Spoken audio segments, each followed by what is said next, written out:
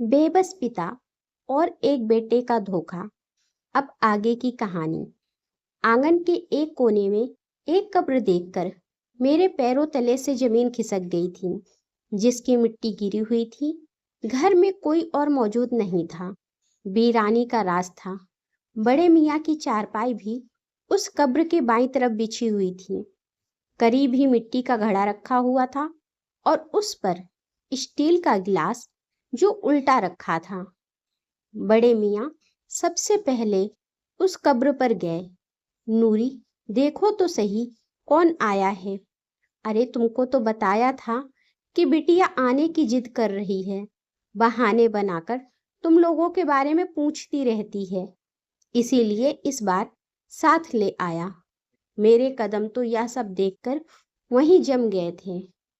राशिद की हालत भी मुझसे कुछ अलग नहीं थी। बड़े मियाँ ने अपने जेब से अगरबत्ती निकाली और माचिस से जलाकर कब्र पर लगा दी और थोड़े से फूल कब्र पर चढ़ा दिए। फिर पलटकर हमें देखने लगे। तुम दोनों क्यों रुक गए? अरे आओ ना। तुम पूछती हो कि मैं 20 रुपए क्यों लेता हूँ। नूरी को अगरबत्ती की खुशबू और गुलाब के फूल की खुशबू बड़ी पसंद है, इसीलिए उसके लिए ले आता हूँ। खुश हो जाती है बेचारी। चलो, तुम्हें अपनी बहू से मिलवाता हूँ। बावर्ची खाने में होगी, वो मेरे लिए खाना तैयार करके रखती है। अब्बा मियाँ को आते ही भूख लगी होगी, ये कहकर वो मेरे पास आए और हाथ थामकर अपने बावर्ची खाने ले गए, जहाँ के हालत भी बाकी जगह जैसी ही थी। खाली बावर्ची खाना था। चंद स्टील के बर्तन थे, वो भी मिट्टी से सने हुए। मुझे लगा शायद उनकी फैमिली किसी हादसे का शिकार हो गई है। सभी शायद दुनिया छोड़ चुके हैं, अकेले हैं, इसीलिए अकेलापन से बचने के लिए बिना सैलरी के काम करते हैं। फिर वो मुझे और राशिद को अपने बेटे के कमरे में ले गए। हालांकि कमरे में कोई नहीं था, लेकिन दीवार पर लगी तस्वीर देखकर राशिद और मेरे होश उड़ गए थे। खौफ की नज़र से हमने बड़े मियाँ को देखा था। तस्वीर में बड़े मियाँ अपने बेटे और बहू के साथ खड़े मुस्कुरा रहे थे। बेटा जवान 23 या 24 साल का लग रहा था और बहू शायद 21 या 22 साल की होगी। राशिद की आंखें फैली हुई थीं। ये तो अब्दुल सर हैं। राशिद ने तस्वीर के सामने उस नौजवान की तरफ उंगली उठाकर हैरत से कहा। उनके मुंह से यह सुनकर अब मैं सन्न होकर रह गई थी। मैंने आज तक राशिद के बॉस को नहीं देखा था, बस जिक्र ही सुना था। बड़े मियाँ, आप अब्दुल सर के बाबा हैं? राशिद की आवाज़ हैरत के मारे कांपते हुए निकल रही थी। बड़े मियाँ की आंखों से आंसू निकलना शुरू हो गए थे।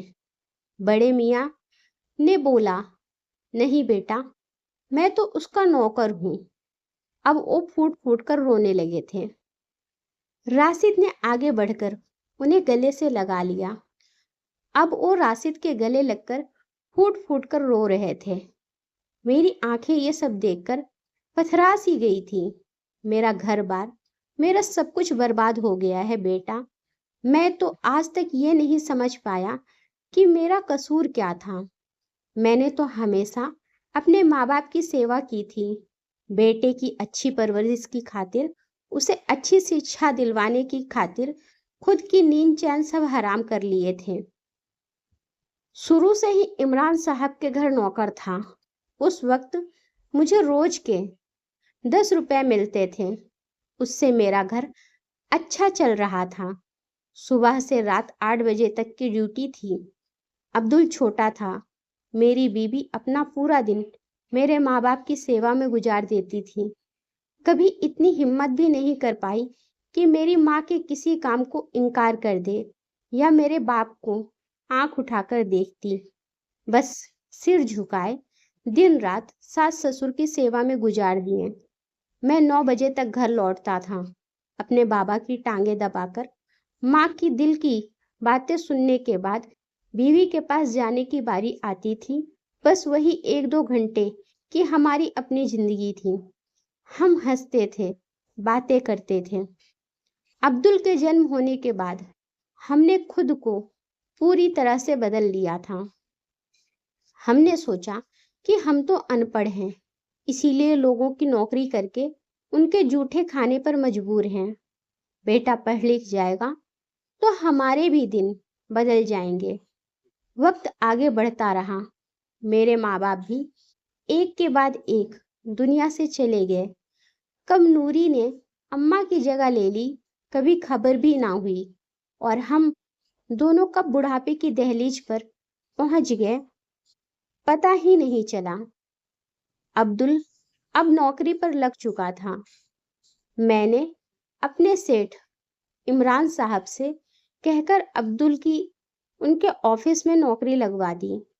वो भी मेरी बात मान गए, क्योंकि मैंने सारी जवानी उनके घर की सेवा में गुजारी थी, बस रोज के 10 रुपए की सैलरी पर। बाकी वो अपने घर का बचा खाना और जूते कपड़े दे देते थे, जिन्हें पहनकर मैंने और नूरी ने वक्त गुजारा था। साहब की एक ही बेटी थी, जिसका नाम शहनाज था।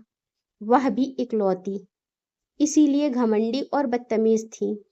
मुझे तो नौकर कहकर पुकारती थी, लेकिन बहरहाल जब मैं नौकर था तो नखरे क्या दिखाता। बात यहीं तक रहती तो तकलीफ न होती। अब्दुल की सैलरी अच्छी मिल रही थी। मैंने सोचा अब हम दोनों बूढ़े बूढ़ी के दिन बदल जाएंगे। मैं भी अब नौकरी छोड़ घर बैठ जाऊंगा। जो वक्त मैं जवानी में बीवी को दे नहीं पाया, वह हम दोनों बुढ़ापे में साथ गुजार लेंगे। सोच तो यही थी कि जैसी सेवा नूरी ने मेरे माँ बाप की है, बहू भी वैसी ही सेवा हमारी करेगी। अब्दुल की पहली सैलरी मिलने पर इमरान साहब से कहा कि मुझे अब नौकरी से छुट्टी चाहिए। वो भी खुशी से मान गए। चंद महीने घर पर रहकर ही गुजारे थे कि एक दिन इमरान साहब मेरे घर आए और शहनाज के लिए अब्दुल का रिश्ता मांगा। मैं तो हैरान रह गया, कहाँ अब्दुल और कहाँ शहनाज।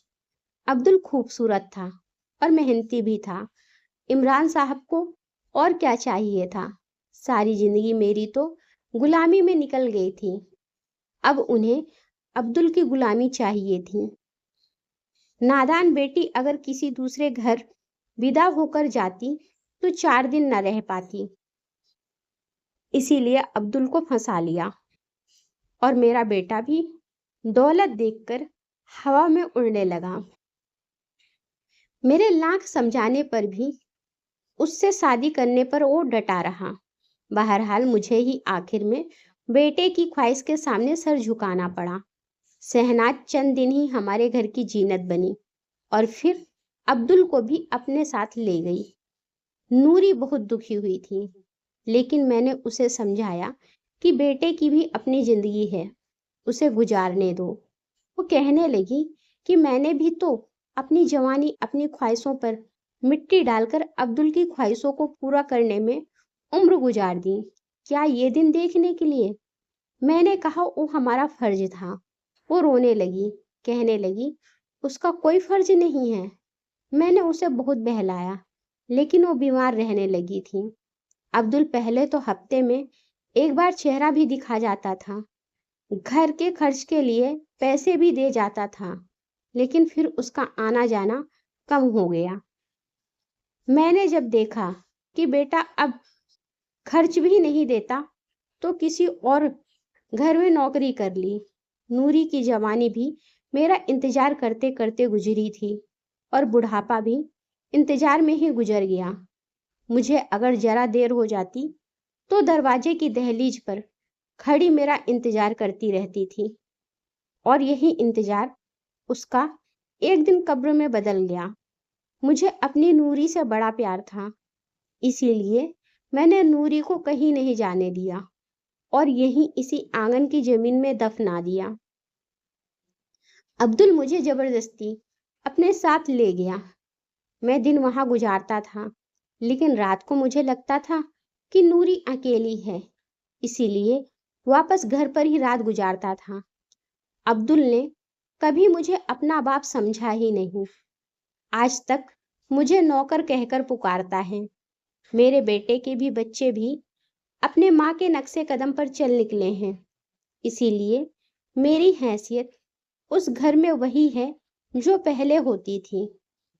अब भी मैं वहां नौकरी करता हूँ, बस फर्क ये है कि अब इमरान साहब की बजाय अब्दुल से पैसे लेता हूँ और हक से पैसे मांगता हूँ, क्योंकि वो मेरी मेहनत की कमाई होती है। नूरी को अगरबत्ती की खुशबू और गुलाब के फूल की खुशबू बहुत पसंद है, इसीलिए 20 रुपए की अगरबत्ती और गुलाब का फूल ले आता हूँ। सोचता हूँ सारी जिंदगी जिस औलाद की ख्वाहिश पूरी करते करते गुजार दी, उसके पास तो 2 वक्त के रोटी मुझे देने के लिए नहीं है। हमारे मेहमानों के सामने भी वो मुझे नौकर कहकर पुकारता है। मुझे दुख नहीं होता, क्योंकि जिंदगी नौकरी करते ही गुजरी है। फिर नौकर कहलाने में कहाँ की शर्म। जब नूरी को वक्त देने का वक्त आया तो उसका वक्त पूरा हो चुका है, लेकिन फिर भी मैं उसके पास मौजूद हूँ, बातें करता हूँ। अपनी जिंदगी से कोई शिकायत नहीं मुझे। बड़े मियाँ की बातें हम दोनों मियाँ बीवी आंसू बहाते हुए सुन रहे थे। रो रो कर मेरी हिचकी बन गई थी। ये कैसा जुल्म था अपने माँ बाप पर। इतने बड़े घर में नौकरों की कमी कौन सी कमी थी जो एक ससुर की सेवा नहीं की जा सकती थी। आज भी हमारे समाज में इस तरह की घटना हो रही है। बेटे अपने माता पिता को उम्र दराज होने पर देखभाल भी नहीं कर पा रहे हैं। यही बहुत ही शर्मिंदगी की बात है। जो माता पिता अपने बच्चे के लिए सब कुछ कुर्बान कर देते हैं, वही बच्चा एक अपने माँ बाप का दुश्मन बन जाता है। फिर आगे चलकर बुढ़ापे में यही बच्चे रोते हैं कि हमारा तो कोई नहीं है, हमारे बच्चे तो हमें बहुत परेशान करते हैं। याद रखिए, माँ बाप अपना पूरा जीवन लगा देते हैं बच्चों को काबिल बनाने में, तो बच्चों का भी फर्ज बनता है कि बुढ़ापे में उनकी सेवा जरूर करें। अगर कहानी अच्छी लगी हो तो लाइक करें और मेरे चैनल को सब्सक्राइब करें। धन्यवाद।